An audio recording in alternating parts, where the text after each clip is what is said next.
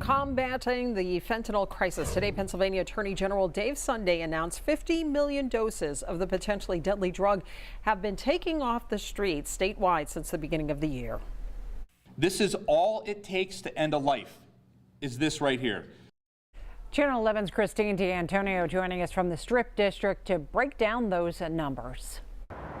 50 million doses of fentanyl have been taken off the streets so far this year in the state. 18 million of those are from the Greater Pittsburgh region. Attorney General Dave Sunday made that announcement today, and he also had a very strong message for any dealers who try to sell fentanyl in Pennsylvania.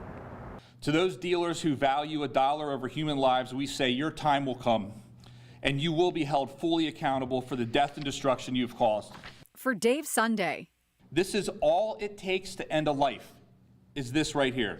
fighting the flow of fentanyl into Pennsylvania is paramount. It enters the United States from production in Mexico with chemicals that are sourced to China, and it is trafficked into and through Pennsylvania via the major interstates and highway corridors. Monday, he joined local law enforcement officers. Thank you for giving us the tools to try to keep the Stowe Rocks community safe. We have an issue with the fentanyl coming into our towns. And county officials to discuss the deadly drug and what's being done to combat it. We have very highly trained, experienced investigators out here in Western Pennsylvania, and so they know how to do it, they know where to find it. That's been the trend across the entire state, that heroin was the problem, fentanyl's replaced it.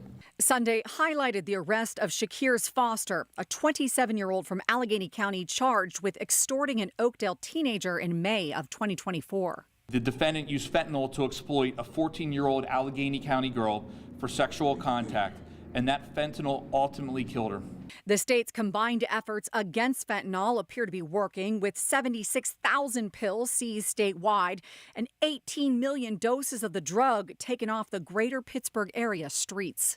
Almost every day somewhere in the city of Pittsburgh, and you know, a lot of times it's our officers seeing the drugs itself. Sometimes it's seeing an overdose, you know, and unfortunately many times, you know, we'll get a fatal overdose. Sunday says he expects to expand a program used to divert criminals out of the justice system and into treatment. Reporting from the Strip District, I'm Christine D'Antonio, Channel 11.